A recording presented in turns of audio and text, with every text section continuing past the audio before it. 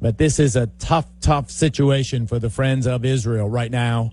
And I count myself among them, and I count this man as one of them, Ambassador Edu Aharoni, the Consul General of Israel here in New York City, 20-year veteran of the Foreign Service. Ambassador, welcome to the show.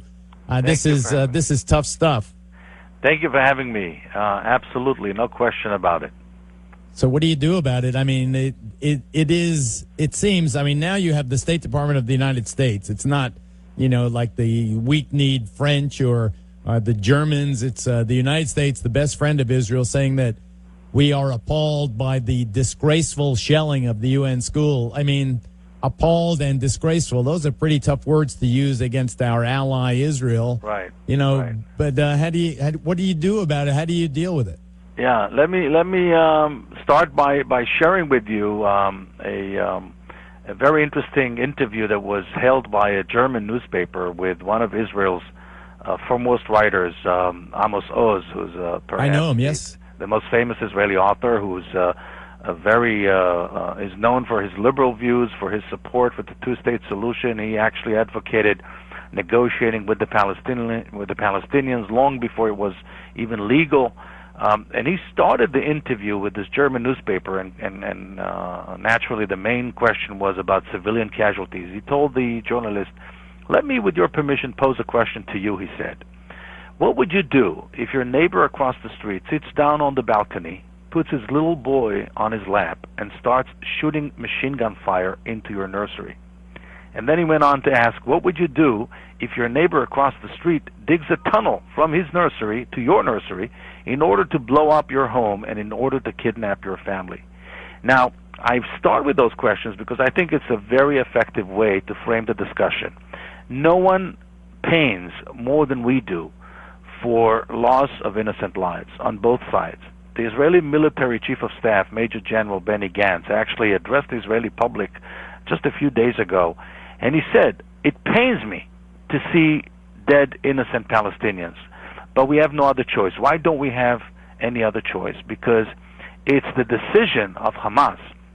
It's part of their strategy. Former President Bill Clinton speaks about it frequently, about the strategy held by Hamas, Al-Qaeda, ISIS, Boko Haram, and other organizations representing radical Islamism.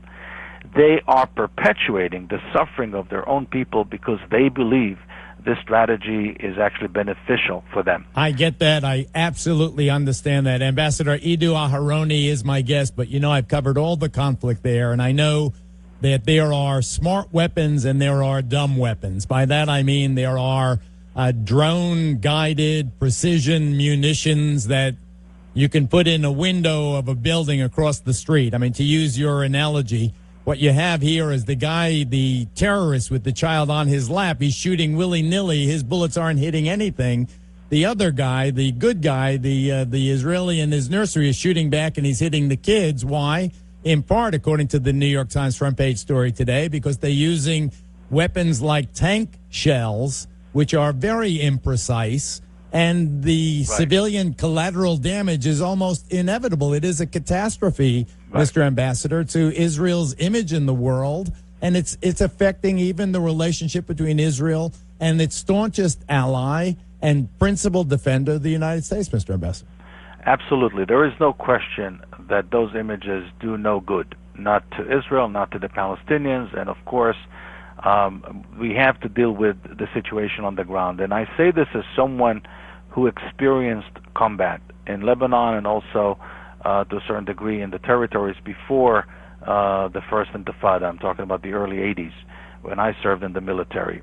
And I can tell you that we are doing our best to use precision weapons. It doesn't always the case. We cannot use precision weapons, for example, when you're dealing with snipers. We have this very courageous Finnish journalist footage that is being circulated around of a woman who reports with the Finnish television from Gaza, testifying that she saw, indeed, Palestinian snipers shooting from a parking lot at Israeli soldiers.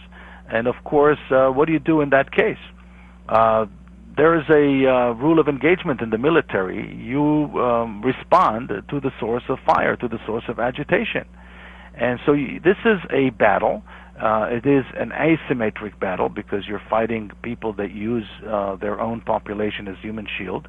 And it's not, believe me, I'm not familiar with a sterile war, with a clean war. Me either. And I've seen more than my share of them. But what do you do when you see, here's the New York Times in a front page story that seems very reasoned.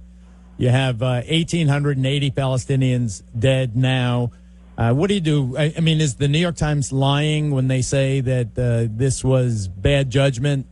You know, is that propaganda? I mean, are you like my wife, Erica? Do you want to cancel our subscription to the New York Times, Ambassador? Well, I don't think the New York Times is the issue. And I, again, certainly understand the fascination of the media, you know, the old cliche, if it bleeds, it leads. I get it.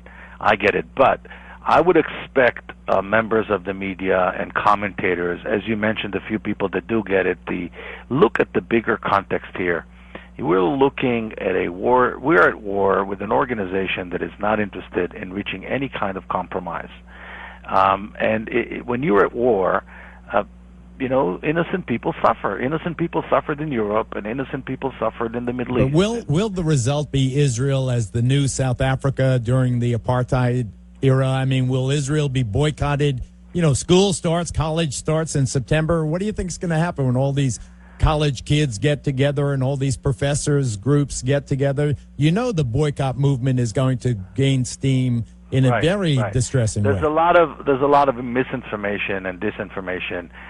One of the things that I noticed from my own appearances in the field is that many people confuse the conflict that we have with Hamas with the conflict that we have with the Palestinians in general. The conflict that we have with the Palestinian national movement is a national conflict, and it's territorial in essence, and there is a deal to be reached. There's a compromise to be negotiated. With Hamas, there is no national territorial deal to be made. But what about what Tom Friedman said? That's a good point you make. Ambassador Aharoni is my guest. What about Tom Friedman's column in the Times that said I'll quote it, the only long shot way, well, this is actually me writing about him, the only long shot way out of this catastrophic situation is with real substantive negotiations between Israel and the Palestinian coalition government that includes Hamas, that leads to the two-state solution. To make peace, you negotiate with your enemies, not your friends.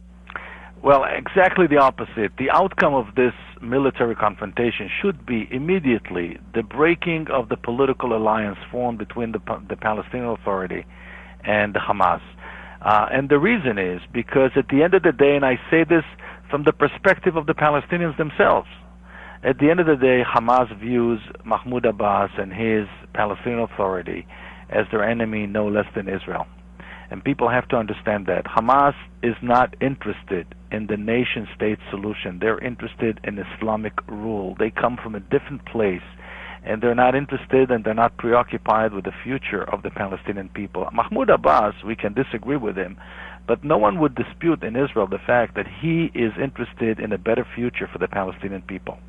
That is a fact that we accept and recognize. Hamas is not even interested in the future. Hamas is interested in the past. They want to take us all back to the Dark Ages. This is the sad reality. And it was one of the biggest mistakes that was committed by Palestinian leadership over the years is the formation of this political pact with Hamas, a terrorist organization. You can't speak the language of peace in one hand and then form an alliance with a terrorist organization on the other. Ambassador Aharoni, great talking to you anyway. These are tough times, and I appreciate you and our friendship. Thank you so much for coming on.